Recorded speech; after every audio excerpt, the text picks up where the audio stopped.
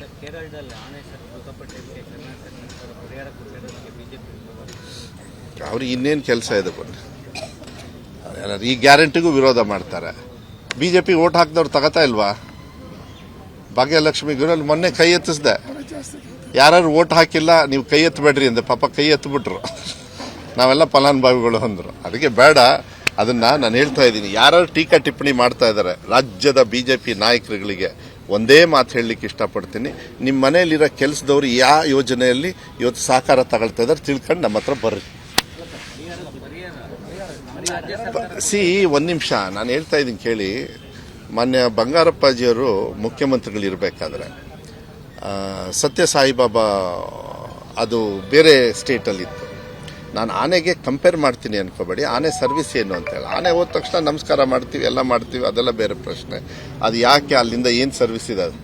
ಅವಾಗ ಒಂದ್ಸತಿ ವಿರೋಧ ಪಕ್ಷದವರೆಲ್ಲ ಟೀಕಾ ಟಿಪ್ಪಣಿ ಮಾಡಿದ್ರು. ಬಂಗಾರಪ್ಪ ಅವ್ರು ಯಾಕೆ ಆ ಹಾಸ್ಪಿಟ್ಲಿಗೆ 2 ಕೋಟಿ ಕೊಟ್ಟರು ಅಂತ ಹೇಳಿ.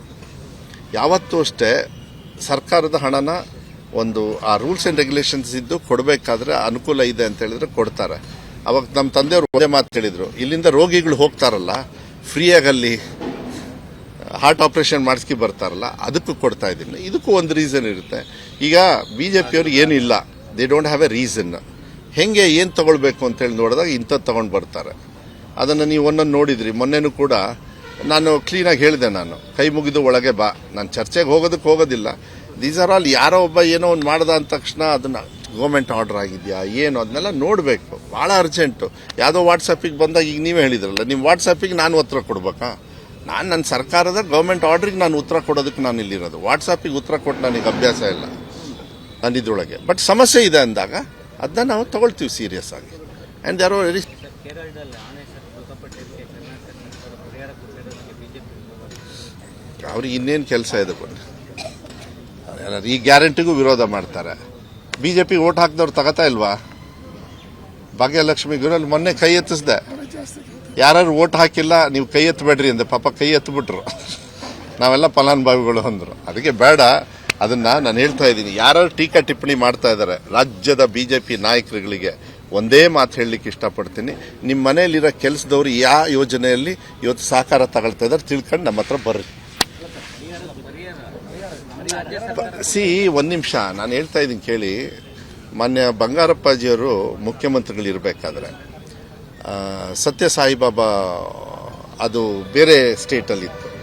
ನಾನು ಆನೆಗೆ ಕಂಪೇರ್ ಮಾಡ್ತೀನಿ ಅನ್ಕೋಬೇಡಿ. ಆನೆ ಸರ್ವಿಸ್ ಏನು ಅಂತೇಳಿ ಆನೆ ಹೋದ ತಕ್ಷಣ ನಮಸ್ಕಾರ ಮಾಡ್ತೀವಿ, ಎಲ್ಲ ಮಾಡ್ತೀವಿ, ಅದೆಲ್ಲ ಬೇರೆ ಪ್ರಶ್ನೆ. ಅದು ಯಾಕೆ ಅಲ್ಲಿಂದ ಏನು ಸರ್ವಿಸ್ ಇದೆ ಅದು. ಅವಾಗ ಒಂದ್ಸತಿ ವಿರೋಧ ಪಕ್ಷದವರೆಲ್ಲ ಟೀಕಾ ಟಿಪ್ಪಣಿ ಮಾಡಿದ್ರು. ಬಂಗಾರಪ್ಪ ಅವ್ರು ಯಾಕೆ ಆ ಹಾಸ್ಪಿಟ್ಲಿಗೆ 2 ಕೋಟಿ ಕೊಟ್ಟರು ಅಂತ ಹೇಳಿ.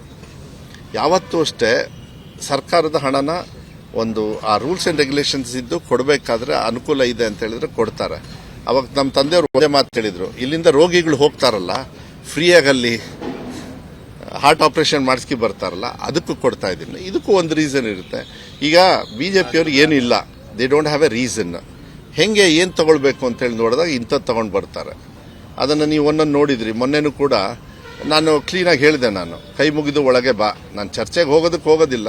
ದೀಸ್ ಆರ್ ಆಲ್ ಯಾರೋ ಒಬ್ಬ ಏನೋ ಒಂದು ಮಾಡ್ದ ಅಂದ ತಕ್ಷಣ ಅದನ್ನು ಗೌರ್ಮೆಂಟ್ ಆರ್ಡರ್ ಆಗಿದೆಯಾ ಏನು ಅದನ್ನೆಲ್ಲ ನೋಡಬೇಕು. ಭಾಳ ಅರ್ಜೆಂಟು. ಯಾವುದೋ ವಾಟ್ಸಪ್ಪಿಗೆ ಬಂದಾಗ ಈಗ ನೀವೇ ಹೇಳಿದ್ರಲ್ಲ, ನಿಮ್ಮ ವಾಟ್ಸಪ್ಪಿಗೆ ನಾನು ಉತ್ತರ ಕೊಡ್ಬೇಕಾ? ನಾನು ನನ್ನ ಸರ್ಕಾರದ ಗೌರ್ಮೆಂಟ್ ಆರ್ಡ್ರಿಗೆ ನಾನು ಉತ್ತರ ಕೊಡೋದಕ್ಕೆ ನಾನು ಇಲ್ಲಿರೋದು. ವಾಟ್ಸಪ್ಪಿಗೆ ಉತ್ತರ ಕೊಟ್ಟು ನನಗೆ ಅಭ್ಯಾಸ ಇಲ್ಲ ನನ್ನ ಇದ್ರೊಳಗೆ. ಬಟ್ ಸಮಸ್ಯೆ ಇದೆ ಅಂದಾಗ ಅದನ್ನ ನಾವು ತಗೊಳ್ತೀವಿ ಸೀರಿಯಸ್ ಆಗಿ. ಆ್ಯಂಡ್ ಯಾರೋ ಅನುಕ್ಷಣದ ಸುದ್ದಿಗಳಿಗಾಗಿ ವಿಸ್ತಾರ ನ್ಯೂಸ್ ಯೂಟ್ಯೂಬ್ ಚಾನೆಲ್ ಸಬ್ಸ್ಕ್ರೈಬ್ ಮಾಡಿ. ಹೊಸ ಸುದ್ದಿಗಳ ನೋಟಿಫಿಕೇಶನ್ಗಾಗಿ ಬೆಲ್ ಐಕಾನ್ ಕ್ಲಿಕ್ ಮಾಡಿ. ಲೇಟೆಸ್ಟ್ ಅಪ್ಡೇಟ್ಸ್ಗಾಗಿ www.vistaranews.com ವೆಬ್ಸೈಟ್ಗೆ ವಿಸಿಟ್ ಮಾಡಿ. ಅಂಗೈಯಲ್ಲೇ ಜಗತ್ತಿನ ಸುದ್ದಿ ತಿಳಿಯಲು ವಿಸ್ತಾರ ನ್ಯೂಸ್ ಕನ್ನಡ ಆಪ್ ಡೌನ್ಲೋಡ್ ಮಾಡಿ.